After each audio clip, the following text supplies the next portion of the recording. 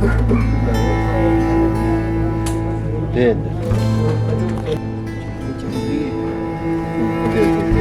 Come on.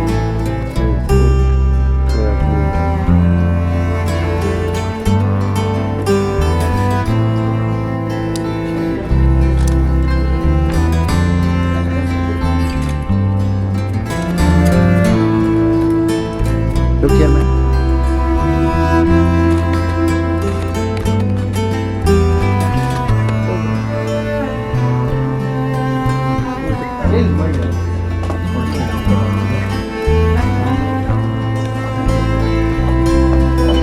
Ma'am यहाँ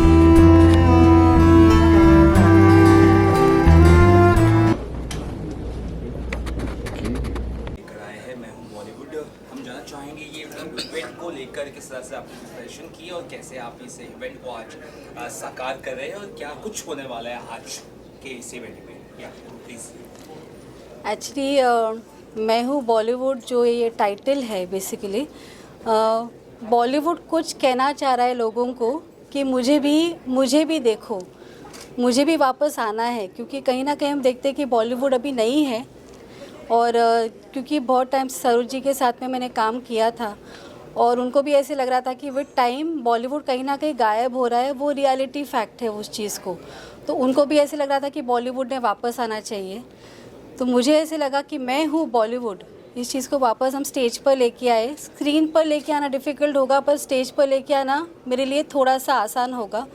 और बॉलीवुड को रिक्रिएट मैंने स्टेज पर करने का सोचा। फिर कैसे आपको लगा कि ये ज़रूरी है आज के वक्त में, जब बाकी इंडस्ट्री या बाकी चीज़ें बॉलीवुड पर कहीं ना कहीं टक्कर दे रही है या उनके आसपास है या आगे निकलने की कोशिश कर रही है, ऐसे में बॉलीवुड को क्या वापस से अपनी स्ट्रेंथ दिखाने की ज़रूरत है? बॉलीवुड को डेफिनेटली अपनी स्ट्रेंथ दिखाने की ज़रूरत है और अभी शायद से सच्ची में ज़रूरत आ गई है उस चीज़ की, क्योंकि बहुत सारे जो आजकल की जनरेशन है ना, अगर आप उनको पूछो कि गोविंदा कौन है या अनिल कपूर कौन है, कोई भी जो अभी के एक्टर्स जिनको जानते चलो, टाइगर श्रॉफ को सबको जानेंगे, दीपिका पादुकोण को जानेंगे, पर कोई अगर पूछे कि माधुरी दीक्षित को आप जानते हो क्या, कौन है मम्मी, माधुरी दीक्षित कौन है, वही सबसे पहला सवाल उठ जाता है।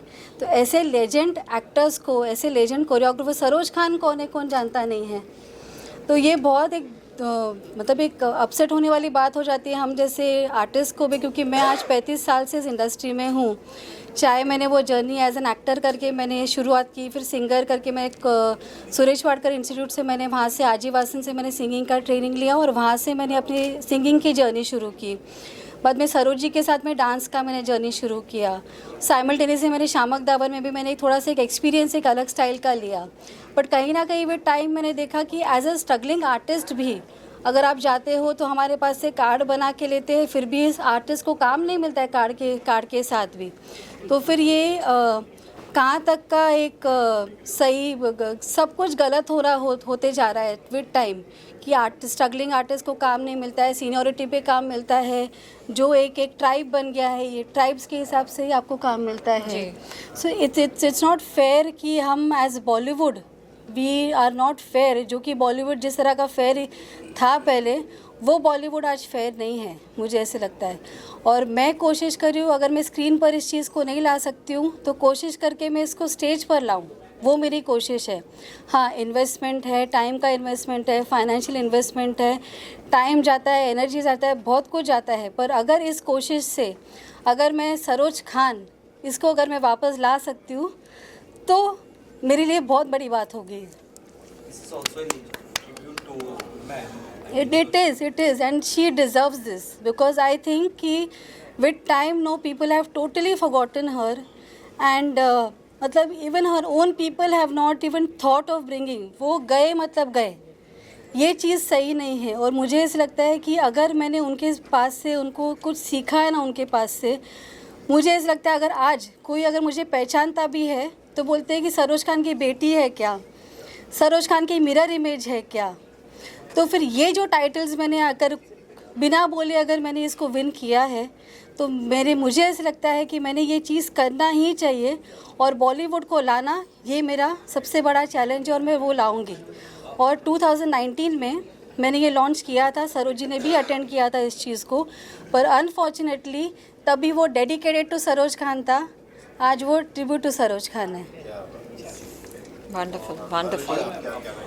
एक तो मैम इतनी भावुक हो गई हैं सरोज जी के बारे में बात करते करते, तो मेरा भी एकदम दिल बहुत वो हो गया। आई कैन इमेजिन कि इतनी क्लोजली अगर इन्होंने सरोज जी के साथ काम किया, और हमने तो सरोज जी को बचपन से देखा है, तो मतलब मुझे भी बहुत दुख होगा अगर कोई मुझसे आके कहेगा कि सरोज जी कौन है, या माधुरी जी कौन है, या अनिल कपूर कौन है, क्योंकि वो तो ऐसे लेजेंड्स रह चुके हैं हमारी इंडस्ट्री में कि उनका नाम लेते हुए भी मतलब मैं तो कान पकड़ूं। और इतना अच्छा काम किया है, इतने अच्छे लेवल पे काम किया है, अब भी काम कर रहे हैं, तो बहुत ही अच्छा इनिशिएटिव है मैम। और आई थिंक और भी बॉलीवुड में कई ऐसे लोग होंगे जिन्हें इसमें आपको सपोर्ट करना चाहिए और इस चीज़ को आगे लाना चाहिए।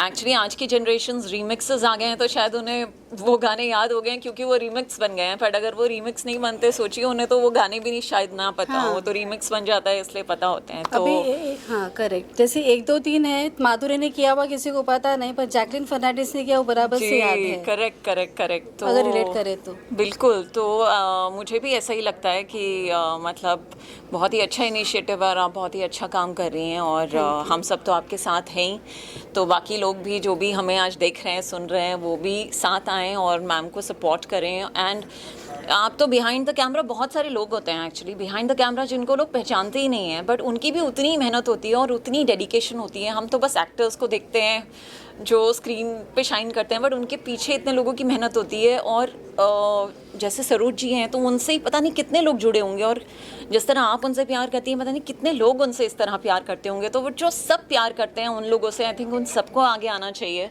और ऐसे ही इनिशिएटिव्स को आगे लेकर जाएं, ताकि ये वाली जनरेशन जाने कि कौन कौन से लेजेंड्स रह चुके हैं हमारे साथ। करेक्ट, एब्सोल्युटली जी, क्या यही वजह है कि आजकल जो बॉलीवुड की फिल्मों का स्तर है वो नीचे गिरता जा रहा है, क्योंकि ओरिजिनलिटी या जो अच्छा काम है करते हैं उन्हें वो इज्जत, वो मौका नहीं मिलता। करेक्ट, एब्सोल्युटली एब्सोल्युटली, क्योंकि जो एक क्वालिटी ऑफ मूवीज़ था, जो एक क्वालिटी ऑफ स्क्रिप्ट्स था, जो एक क्वालिटी ऑफ डांस कोरियोग्राफी थी, मतलब ज़्यादा करके हम अगर हम पिछले पुराने मूवीज़ में अगर हम देखें तो ज़्यादा करके expressions, upper body movements, hand movements को ज़्यादा इंपॉर्टेंस दिया जाता था। अभी सिर्फ मूवमेंट्स करके गाने ख़त्म किए जाते हैं। कोरियोग्राफीज़ को अलग साइड से एंट्री दो, एग्जिट दो, बस ख़त्म हो गया, कोरियोग्राफी इज़ डन।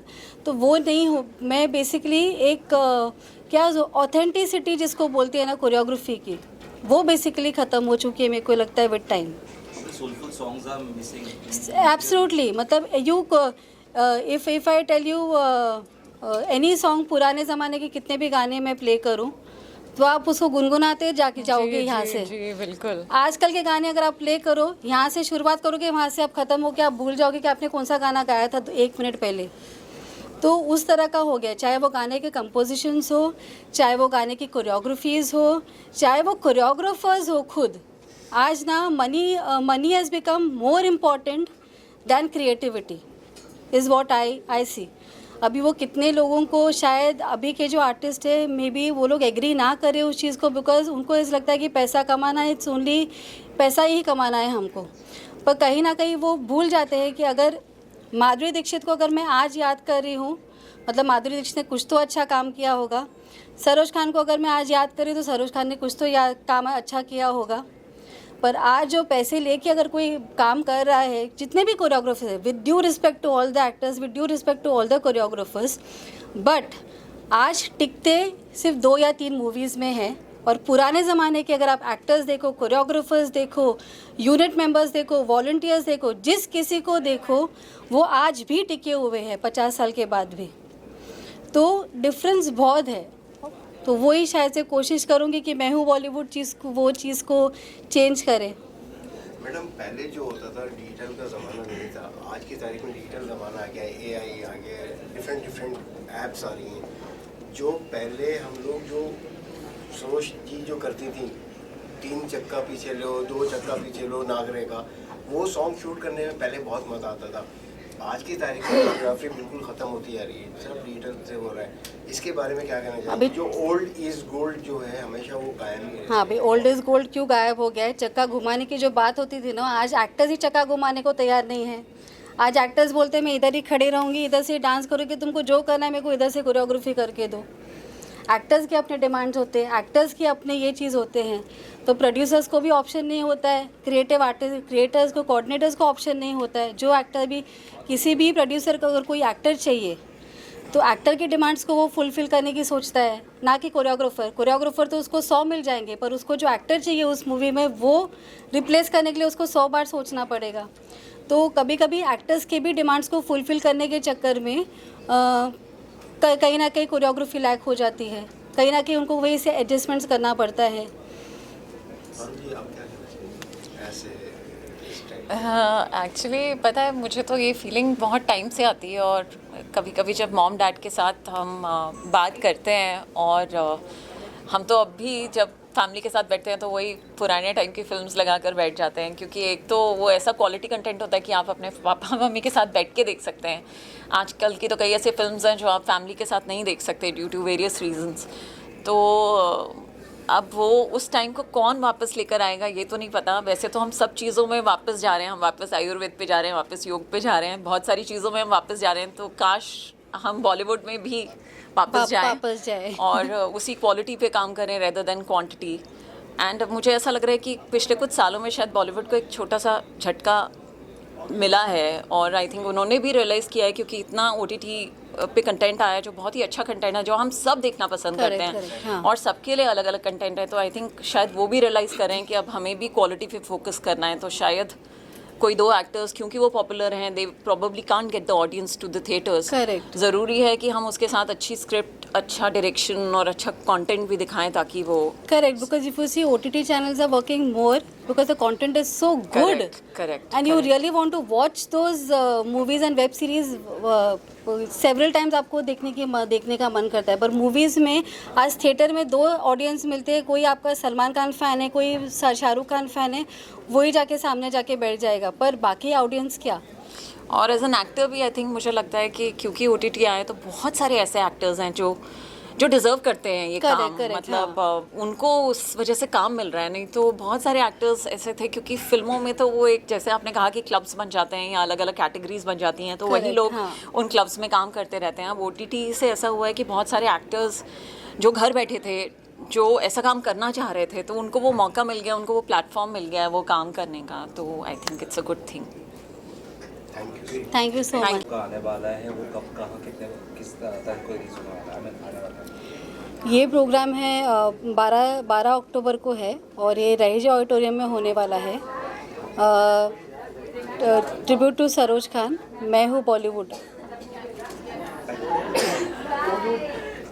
मैं तो यही कहना चाहूँगा कि मैं हूँ बॉलीवुड ही टाइटल इतना ज़बरदस्त दिया आपने कि बस अच्छा लग रहा है। और सरोज जी के बिना बॉलीवुड अधूरा है, और सरोज जी ने जितना कुछ दिया है इस इंडस्ट्री को, शायद ही कोई कोरियोग्राफर इंडिया में दे पाएगा। तो सरोज जी से मेरी 2 बार मुलाकात हुई, और एक बार हम काम करते करते रह गए, और एक बार मैंने उनसे एक बात की थी और टिप्स लिया था उनसे कुछ, तो उन्होंने बहुत ही कैमरा पॉइंट ऑफ व्यू से मुझे बड़े अच्छे टिप्स दिए थे उस वक्त।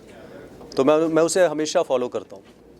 तो सरोज जी से मेरी एक अच्छी मतलब काफ़ी अच्छी बातचीत हुई थी, और तब मुझे समझ में आया था कि वो पर्सन कैसी है। जितनी अच्छी वो कोरियोग्राफर थी, डांसर थी, उससे अच्छी ह्यूमन बीइंग थी, और उनसे मिलके शायद ही कोई इंसान उनको कभी भूलता हो। तो कोई भी अगर जो भी कोरियोग्राफर्स हैं इस इंडस्ट्री के अंदर, वो कहीं ना कहीं सरोज जी से इंस्पायर हुए बगैर नहीं रहते। उन्होंने अगर माधुरी बनी है तो फिर उसके पीछे सरोज जी का भी बराबर का कंट्रीब्यूशन है। मैं यही कहना चाहूँगा कि जहाँ पे भी हों उनकी आत्मा को शांति मिले, और वो हमें देखती रहें बस कि हम कैसा कर रहे हैं। और ये इवेंट जहाँ तक मैं हूँ बॉलीवुड, बहुत अच्छा इनिशिएटिव है मैथिली जी का, और मैं यही कहना चाहूँगा कि इस तरह के इवेंट्स होते रहने चाहिए। और हमारा बॉलीवुड बीच में बड़े अलग से दौर से गुजरा है, तो हम चाह रहे हैं कि बॉलीवुड फिर से एक बार उसी बूम पे जाए। ऐसे इवेंट्स की ज़रूरत है। Thank you thank you so much. Thank you. Thank you. Thank you. मैं बहुत ज़्यादा खुश हूँ कि हमारी सरोज खान जी जो इतनी बड़ी लेजेंड है, उनके लिए हम यहाँ पे एक इतना अच्छा इवेंट रखा है इन्होंने, and I am very happy to be a part of it, क्योंकि मुझे डांस करना बहुत ज़्यादा पसंद है एंड मेरी जर्नी भी इसी से स्टार्ट हुई। बचपन में मैं ये सारे डोला रे डोला हो या जितने भी 1 2 3 ये सारे जो गाने हैं उनको देख के अपने आप नाचती थी एंड कॉपी करती थी। So now I feel that if I can also give that fraction of जितना सरोज खान जी ने दिया है हमारे इंडस्ट्री को, तो I will be really happy and I want to thank the organisers to have this event and we are celebrating Saroj ji, cinema, dance, drama, everything. तो मैं तो बहुत खुश हूँ। बहुत ज़रूरी है कि जितने भी हमारे मतलब बॉलीवुड में लोग रहे हैं, मतलब लेजेंड्स अभी भी हैं, बहुत सारे एक्टर्स, उन लोगों को जो है सम्मानित किया जाना चाहिए, उन्हें ऑनर मिलना चाहिए। तो ये मैथिली जी का बहुत अच्छा ये बड़कपन है। पहली बात तो क्या सरोज जी के लिए कर रही हैं, उनके साथ इन्होंने एक सपना देखा था और वो आगे लेके जा रही है, बहुत बड़ी बात है।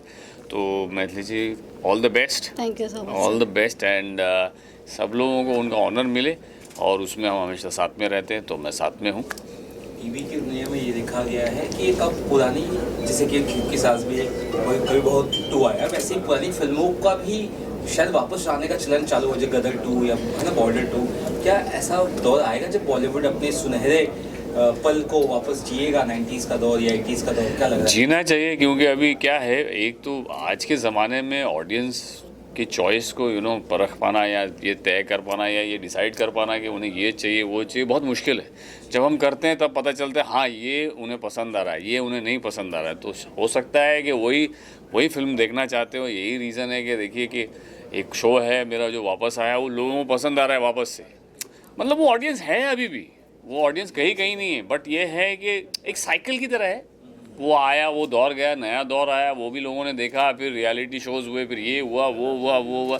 आज के ज़माने की स्टोरीज़ भी हैं, लेकिन घूम फिर के फैमिली की स्टोरीज़ वही 90s में जो हम देखते थे, ड्रामा, वो लोगों को पसंद है, वो वापस आ रहा है। हो सकता है एक साइकिल है तो वो वापस आ रही है।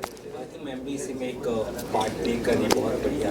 मैम का सबसे बड़ा पार्ट है, मैम ने ही तो ये सोचा है और ये किया, ये ऑर्गेनाइज करना कोई छोटी बात है। आप लोगों को लगता है कि ये करना, एक तो सबसे पहले सोचना, सोच के बाद में इम्प्लीमेंट करना, और ये इनके साथ में इतने अच्छे लोग हैं, सारे लोग हैं, डॉक्टर अनीता हैं, बाकी लोग हैं, इतने सारे सपोर्ट करने वाले, और आप लोग हो, सबसे बड़ी बात आप लोग हो, जो आप लोग इस दुनिया तक पहुंचाओगे, लोगों तक पहुंचाओगे कि ये क्या चीज़ है और ये क्यों ज़रूरी है। क्या कहना चाहेंगे? हाँ मैम को मैं ही बोले जा रहा हूँ, बताओ यार, इसलिए मैं नहीं आ रहा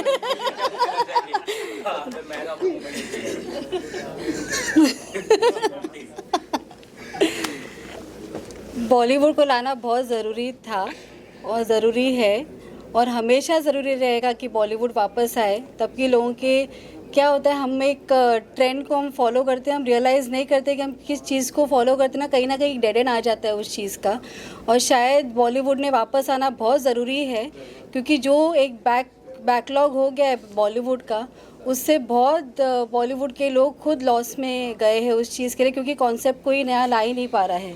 तो अगर बॉलीवुड आएगा, फिर से उस तरह का एक ड्रामा आएगा, फिर से गोविंदा आएंगे, फिर से अनिल कपूर आएंगे, फिर से हम अनिल कपूर को बॉलीवुड स्क्रीन पे वापस देखेंगे, या गोविंदा जी को, माधुरी दीक्षित को, वो टाइम का जो बॉलीवुड था अगर वापस हम देखें। हाँ, उनके साथ काम करने में मजा आएगा, हमें भी डेफिनेटली।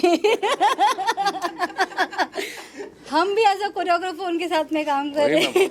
हमें भी मजा आएगा, नहीं तो एक नहीं, अलग हो जाएगा, सीरियसली मजा नहीं, आएगा। क्योंकि एक्टर्स को भी क्या होता है, आजकल के एक्टर्स को ना उस तरह के कोरियोग्राफर्स का कोरियोग्राफी मिलता नहीं है, वो भी प्रॉब्लम है। क्योंकि जिस तरह के जैसे आलिया भट्ट है या दीपिका पादुकोण है, वो भी बॉलीवुड को वापस ला सकते हैं अगर उनको बॉलीवुड की तरह कोरियोग्राफीज दे कोरियोग्राफर्स भी। तो वही है कि बॉलीवुड जो गुम हो गया है उसको लाने की कोशिश है, और डेफिनेटली इसके थ्रू बॉलीवुड वापस आ जाए। नितिन भाई, ऑडियंस को इस प्लेटफॉर्म के जरिए क्या मैसेज देना चाहेंगे, इंडस्ट्री को भी और ऑडियंस को? देखिए, यही मैसेज देना चाहता हूँ, मैं हमेशा बोलता हूँ कि देखिए कोई भी चीज़ अगर कोई करना चाहता है तो हमारा फ़र्ज़ बनता है कि हम इनकरेज करें। आगे क्या होता है ये तो हम अभी डिसाइड नहीं कर सकते ना, हम बोल सकते हैं कि भाई ये क्या हुआ क्या नहीं हुआ। ये इनकरेज करना सबसे पहला स्टेप है। इन्होंने पहला स्टेप ले लिया कि ऐसा कुछ ले आई हैं ये, अब इसको आगे बढ़ाना, इसको इनकरेज करना हमारा फ़र्ज़ है। उसके आगे ऊपर वाला मालिक। Thank you so much. Thank you so much. आप इस कार्यक्रम में शरीक हुए यहाँ पर 90s और है ना अर्ली 2000 मतलब फील यहाँ पर मुझे नज़र आया, आपको भी वो फील हुआ होगा। मैं हूँ बॉलीवुड, क्या पूछना सूर्या भाई? हाँ मैडम क्या please. Actually I feel blessed. In fact मेरे को याद है सरोज जी के जाने के कुछ महीने पहले ही मैं और वो एक अवार्ड फंक्शन में थे और मुझे चांस मिला था उनके साथ पिक्चर लेने का। इनफैक्ट आज के फंक्शन के बाद मैं इनफैक्ट वो पोस्ट करने वाली हूँ।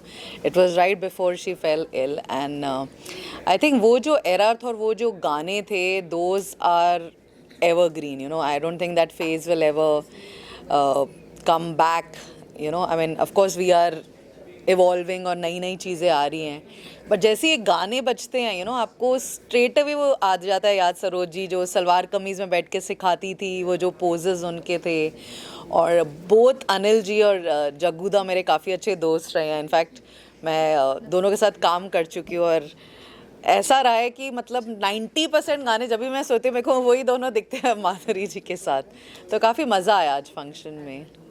और सुधा मैम से भी आप मिले और बाकी सभी को मिले, कितना कमाल का लगा ये है बाकी सब। आई थिंक किसी भी डांस फंक्शन में अगर सुधा जी ना आए आज की डेट में it is not possible, because जो उन्होंने अचीव करा in the sense where she had her shortcomings but the level which she reached is unbelievable. I mean, मैं जब कहीं किसी रोज़ उनके साथ करी थी, मेरे को याद है जब वो रमोला सिकंद बनी थी, जो उनका एनर्जी लेवल होता था, मतलब यंगस्टर्स थक के बैठ जाते थे बट रमोला कभी नहीं बैठती थी। तो एक लर्निंग हमारे लिए उस टाइम से रही है कि यू नो ये लोग के लिए काम का जो लेवल का डेडिकेशन है, अगर आज के जनरेशन और एक्टर्स उसका कुछ एक परसेंटेज भी ले आए ना, तो I think the sense of achievement will be next level. Thank you. अच्छा लगा होगा और 90s वाला जो फ्लेवर यहाँ पर नजर आया तो प्रोग्राम में क्या कहना चाहेंगे कि अब 90s का बॉलीवुड हम जो मिस कर रहे हैं क्या उसे वापस आना चाहिए? अदरवाइज बॉलीवुड का जो हाल फिलहाल है वो काफ़ी बुरा चल रहा है, क्या कहते हैं? बिल्कुल, देखिए जो बॉलीवुड जिन चीज़ों के लिए जाना जाता है, जो हमारे लेजेंडरी जो संगीतकार, फिल्मकार या जो कोरियोग्राफर रहे हैं, जो बॉलीवुड जो कहते हैं ना कि एक इमोशन तो है ही, लेकिन बॉलीवुड को मेरा मानना है कि बॉलीवुड इज़ अ सेलिब्रेशन, जो जीवन का सेलिब्रेशन है और जो लाइफ का सेलिब्रेशन है वो फिल्मों में हमें कैसे दिखता है, वो दिखता है डांस, गाना, स्टोरी, रोना, एक्शन, रोमांस। तो ये प्रोग्राम में इस इवेंट में आकर, इस अवार्ड समारोह में आकर के मुझे बहुत खुशी हुई, क्योंकि चूँकि मैं एंटरटेनमेंट और फीचर्स एडिटर हूँ और सरोज जी भी जो थी वो एक बॉलीवुड की एक बहुत ही आइकन, एक लेजेंडरी कोरियोग्राफर रहीं। जब उनके साथ एक एसोसिएट होकर के मुझे जर्नलिज्म में मेरे कंट्रीब्यूशन के लिए मिला, तो मैं तो एंटरटेनमेंट ही करती हूँ। मुझे लगता है कि बॉलीवुड का दौर जो है, जो हम 90s का जो है, 80s का जो दौर है, उसे जो हम मिस कर रहे हैं, उसका आना बहुत ज़रूरी है। जी क्या कहना मानती है अच्छे अच्छे डायरेक्टर्स घर पर बैठे हैं और जो फिल्में बना रहे हैं उनकी चल नहीं रही है, क्या लगता है एक खुद में बोलते हैं देखने की ज़रूरत है कहाँ हम गलती कर रहे हैं, ये देखने की बहुत ज़रूरत है आज के समय में। फिलहाल जहाँ सैकड़ों फिल्में रिलीज हो रही है उसमें जो हो रही है वो 5-6 हो रही है मुश्किल से साल में, क्या कहना चाहेंगे? जी देखिए, इसमें क्या हुआ ना कि कोविड के बाद जो है ना बहुत कुछ जो बोलते हैं ना कि गेम चेंजर कोविड ही हमारे लिए साबित हुआ। कोविड में जो एक OTT आया और OTT ने जो कहते हैं ना कि एक फ़ोन, इंटरनेट की क्रांति, उसने जब हाथ में ऐसा दे दिया कि उसमें वर्ल्ड सिनेमा भी है, चाइनीज़ भी है, जापानीज़ भी है, तो उसके बाद इतना कंटेंट आ गया है ना लोगों को। और एक और चीज़ जो मैं अभी परसों सैयारा OTT पर आई है, तो वो भी तो एक दिमाग में है ना कि यार 1 महीने बाद ये फिल्म तो हमको OTT पे देखने मिल ही जाएगी। तो अभी क्या है, महंगाई भी इतनी बढ़ गई है कि हर चीज़ को लेकर के लोग कैलकुलेटिव हो गए, और जब सब कुछ सारा मनोरंजन वर्टिकल आ गया है, वर्टिकल 2-2 मिनट का आ गया है, रील्स आ गई हैं, उसी में लोग अपनी जो बोलते हैं ना कि मनोरंजन की, जो एंटरटेनमेंट की जो भूख थी वहीं शांत हो जा रही है। तो ये एक्चुअली में क्या है, ये हम सभी के लिए एक टेस्टिंग पीरियड है। लेकिन मेरा हमेशा से मानना है कि बदलाव जो है उसको हमको एक्सेप्ट करना चाहिए, और कोई भी चीज़ हमेशा नहीं रहती है। जो एक अच्छी चीज़ होती है ना वो लौट लौट के, इसीलिए तो हम कहते हैं ना बॉलीवुड में हम रेट्रो किसे कहते हैं, हम रेट्रो उसी चीज़ के लिए होते हैं। तो बॉलीवुड वापस वो कभी ख़त्म नहीं होने वाला है। सिनेमा जो है, जो कहते हैं ना कि जो एक बड़ा पर्दा है, उसको जो विजुअल जो अपील है वो कभी ख़त्म नहीं होने वाली है। तो उसके लिए थोड़ा कम ज़्यादा उतार चढ़ाव होंगे, लेकिन उसके लिए जो ऑडियंस का प्यार है वो हमेशा रहने वाला है। जी, थैंक यू सो मच। समा बांधा और समा बांधने का मौका मुझे मैथिली ने दिया। मैथिली एक को मैं अपनी बेटी मानती हूँ, वो मुझे माँ कहती है, और एक रिश्ता बहुत प्यारा सा है, और ये मेरा फ़र्ज़ बनता है कि इस मैं हूँ बॉलीवुड के सपने को जो उसने देखा है उसको साकार करने में हर प्रकार से जिस तरह से हो सकता है हम उसको मदद करें, उसके साथ रहें और इस मैं हूँ बॉलीवुड की यात्रा को आगे बढ़ाते रहें। Thank you so much. एक ऐसा कंसेप्ट है जहाँ पर हम ट्रिब्यूट दे रहे हैं लेजेंडरी सरोज खान जी को, and huge thanks to her disciple Maithili Kotnis, जो उनके साथ ऑलमोस्ट 1 डिकेड से ज़्यादा काम कर चुके हैं, और उनसे मेंटर, मतलब उन सरोज खान जी उनकी मेंटर रही है काफ़ी टाइम तक, and she has brought this back मैं हूँ Bollywood into the limelight now after 2019, and I wish her all the best, a lot of success to this event of Main Hoon Bollywood. On 12th of October we have a grand event, that's the final event with Bollywood Awards as well. So please come forward and nominate yourself so that you can see and witness a night like never before. So thank you so much. Dr. Anita signing off. Thanks.